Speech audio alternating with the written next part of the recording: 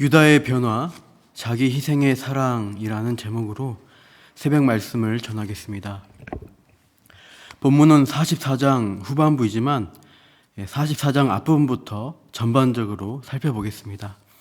요셉의 형들과 베냐민은 요셉의 집에서 즐거운 만찬을 즐기고 각자의 자루에 양식을 두둑히 챙기고 3절 보면 다음날 아침 길을 떠납니다. 그러나 요셉의 본격적인 테스트는 이제 시작되려고 합니다. 베냐민의 자루 입구에 잘 발견되도록 은잔을 넣어둔 것이죠. 4절, 5절 이들이 성읍에서 멀리 떠나지 않았을 때 요셉은 청지기를 보내 점칠 때 쓰는 은잔을 도둑 맞았다고 호령하게 합니다. 이에 요셉의 형들은 자신들의 결백을 확신하면서 8절, 9절과 같이 말합니다. 같이 읽어보시죠. 우리 자루에 있던 돈도 우리가 가나안 땅에서부터 당신에게로 가져왔거늘 우리가 어찌 당신의 주인의 집에서 은금을 도둑질하리이까. 당신의 종들 중 누구에게든지 발견되든지 그는 죽을 것이요 우리는 내 주의 종들이 되리이다. 9절, 발견된 사람은 죽을 것이고 나머지는 종이 되겠다고 말합니다. 이에 대해 청지기는 어떻게 대답합니까? 10절, 그러면 너희의 말과 같이 하리라. 그래, 너희 말처럼 하겠다고 하지만 형벌을 한 단계 낮추어 줍니다. 그것이 누구에게든지 발견되면 그는 내게 종이 될 것이요 너희는 죄가 없으리라. 은잔이 발견된 사람만 종이 될 것이고 나머지 사람은 죄를 묻지 않겠다고 합니다. 그래서 12절, 나이 많은 자에게부터 시작하여 나이 적은 자에게까지 조사합니다. 이것은 의도적이고 계획적인 것입니다. 르우벤부터 자루를 여는데 돈은 자루 깊숙이 있기에 대충 보고 혐의가 없는 것으로 넘어갑니다. 이렇게 차례차례 형제들의 자루가 열려지는데 계속 혐의가 없는 것으로 밝혀지죠. 차츰 안도의 한숨을 내쉬며 이제 마지막 제일 어린 베냐민의 자루만 통과되면 혐의를 완전히 벗을 수 있다는 희망을 가졌을 텐데요. 마지막으로 베냐민의 자루를 열었을 때 요셉이 계획한 대로 자루 어귀에 두었던 은잔이 발견되고야 맙니다. 다른 사람은 책임을 묻지 않겠다고 한 청직의 말에도 불구하고 요셉의 형들은 옷을 찢으며 짐을 싸서 모두 함께 요셉의 집으로 돌아갑니다. 기다리고 있던 요셉은 조금 전 청지기처럼 한 번 더 시험을 하죠. 17절, 요셉이 이르되 내가 결코 그리하지 아니하리라. 자니 그 손에서 발견된 자만 내 종이 되고 너희는 평안히 너희 아버지께로 도로 올라갈 것이니라. 잔이 발견된 사람만 종이 되고 나머지 사람은 평안히 너희 아버지께로 돌아가라. 동생이 종으로 팔려갈 때 형들은 아무 일 없다는 듯이 아버지께 돌아갔던 옛 사건을 떠올리게 됩니다. 요셉이 종으로 팔려갈 때 형들이 했던 선택을 다시 해보라는 겁니다. 그때처럼 동생을 종으로 버려두고 갈 것인지 아니면 동생을 구하기 위한 조치를 취할 것인지 요셉의 형들은 기로에 서 있습니다. 요셉은 계속 형들을 시험합니다. 베냐민을 희생시키고 빠져나갈 기회를 열어둡니다. 과거 요셉을 버려서 종으로 팔았던 그 범죄를 반복하도록 유도하고 있는 것이죠. 이때 형제들 대표하는 한 사람의 놀라운 변화를 우리는 목격하게 됩니다. 16절, 유다가 하는 말을 주목해 보십시오. 유다가 말하되 우리가 내 주께 무슨 말을 하오리이까? 무슨 설명을 하오리이까? 우리가 어떻게 우리의 정직함을 나타내리이까? 하나님이 종들의 죄악을 찾아내셨으니 우리와 이 잔이 발견된 자가 다 내 주의 노예가 되겠나이다. 누가 종들의 죄악을 찾아내셨다고 하나요? 바로 하나님이 자신들의 죄악을 찾아내셨다고 말합니다. 유다는 이 자리에서 하나님께서 20년도 더 된 과거의 죄악을 들추어내고 계시다고 고백하는 것입니다. 그리고 연대 책임을 지고 다 같이 종이 되겠다고 유다가 형제를 대표하여 아뢰입니다. 여기서 예전 유다와 비교할 때 놀라운 변화가 있는 것을 보게 됩니다. 예전 유다는 어떤 사람이었습니까? 요셉이 채색 옷을 입고 도단에 있는 형들에게 나와왔을 때 구덩이에 던져놓고 지나가던 이스마엘 상인들에게 팔자고 제안했던 사람이 유다였습니다. 창세기 37장 26절, 27절 유다가 자기 형제에게 이르되 우리가 우리 동생을 죽이고 그의 피를 덮어둔들 무엇이 유익할까? 자 그를 이스마엘 사람들에게 팔고 그에게 우리 손을 대지 말자. 그는 우리의 동생이요 우리의 혈육이니라 하매 그의 형제들이 청종하였더라. 요셉을 우리의 동생이요 혈육이라고 말하면서 외국 상인들에게 팔아버리니 유다가 얼마나 매정한 사람이었는지 알 수 있습니다. 그러나 20년이 흐른 지금 이 시점에서 유다는 전혀 다른 모습을 보여주고 있습니다.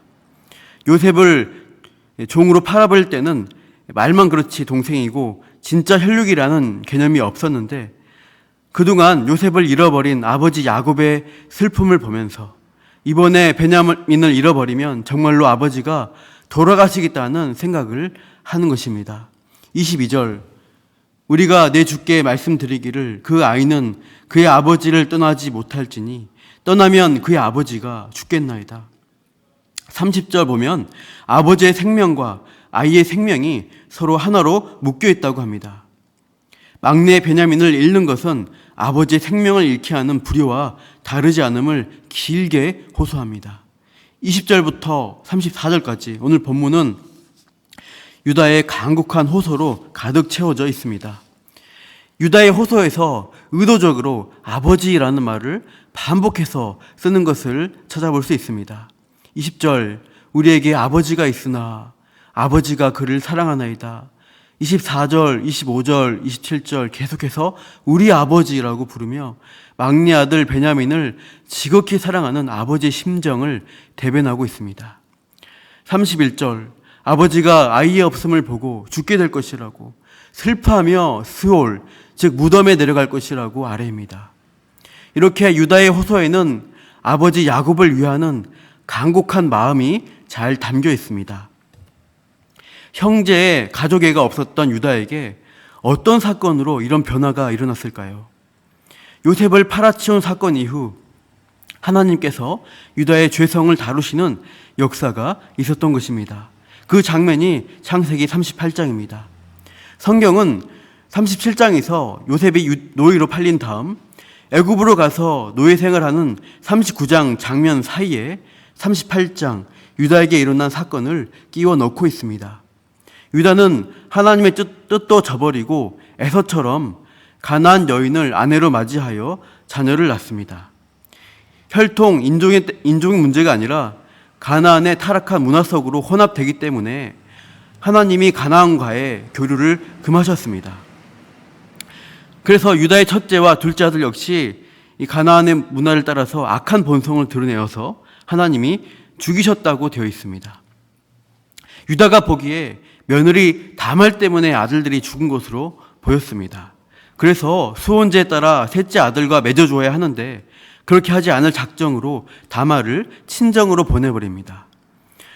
그래서 얼마 후 며느리 다말은 유다의 아내가 죽은 후 시아버지가 오는 길목에서 창녀의 복장으로 기다리다가 시아버지와 동침을 하게 됩니다. 유다는 꿈에도 모르고 나중에 다말이 임신했다는 소식을 듣고 며느리를 끌어내어 불태워 죽이려고 하지요. 그때 며느리 다말은 누구 때문에 임신했는지 보라며 시아버지의 물건들을 내보입니다. 이때 유다는 충격을 받고 이렇게 말합니다. 창세기 38장 26절 유다가 그것들을 알아보고 이르되 그는 나보다 옳도다. 내가 그를 내 아들 셀라에게 주지 아니하였음이로다. 그는 나보다 옳도다. 며느리 다말이 자기보다 옳다고 합니다. 물론 다말이 시아버지를 유혹한 것은 패륜적이라고 할 수 있습니다. 그러나 자손을 이을 권리와 의무를 가진 다말이 그렇게 할 수밖에 없는 환경을 유다 자신이 만들었습니다. 셋째와 결혼시킬 의도도 없었고 첫째와 둘째가 죽게 된 것, 하나님을 떠나 가나안 문화에 동화되어 가려는 유다가 뿌린 죄의 결과로 첫째와 둘째도 죽었다고 할 수 있습니다. 그런 가나안적 문화에서 역시 가나안 며느리인 다말은 하나님의 자손을 이으려는 의지를 보이고 시도를 했다는 점에서 유다보다 의로운 것입니다. 유다는 그런 다말의 상황에 대해 공감하였기에 그는 나보다 의롭다고 말했던 것입니다.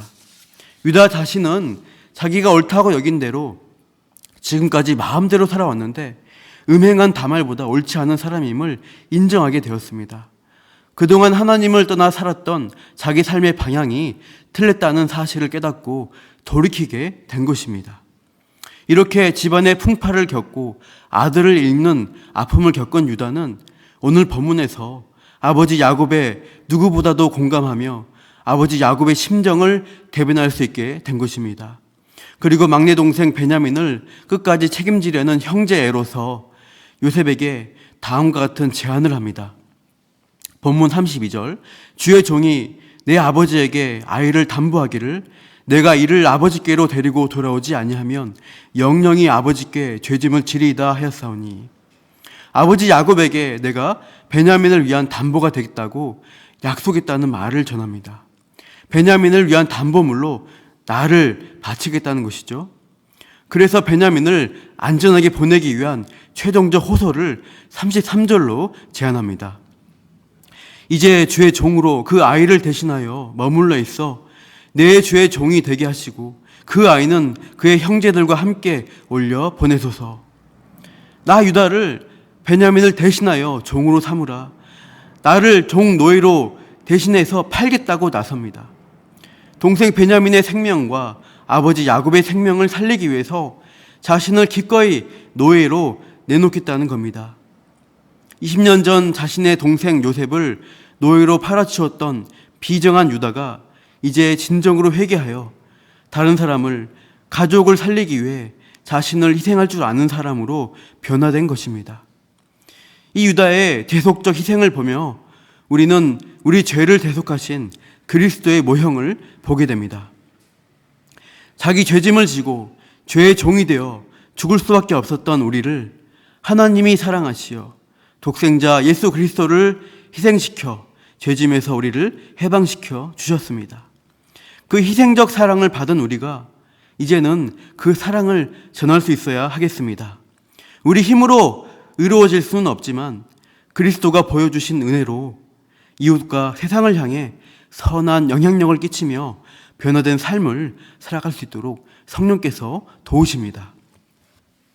유다처럼 매정하고 비정한 사람도 변화시키시는 하나님의 역사가 그리스도를 통해 내 삶 가운데도 있게 하심을 알고 믿으며 오늘도 하나님의 사랑을 전하는 저와 여러분 되시기를 축복합니다. 기도하겠습니다. 하나님 아버지, 시기와 질투로 동생을 팔아버리고 음행한 며느리를 태워 죽이려고 했던 비정했던 유다가 하나님의 만지심으로 사랑과 희생의 사람으로 변화된 것을 보았습니다. 우리 역시 이기적이고 악한 마음이 가득한 죄인임을 고백합니다. 이런 죄인에게 생명 주시기 위해 그리스도께서 십자가의 대속과 사랑을 보여주셨습니다. 그 사랑과 은혜에 우리 역시 변화되어 감을 고백합니다. 여전히 죄와 싸워야 하지만 오늘도 하나님이 우리를 하나님의 사람으로 그리스도를 닮아가는 성도로 만들어 가심을 기대하며 믿음으로 승리하게 하옵소서. 감사하며 이 모든 말씀 예수님의 이름으로 기도합니다. 아멘.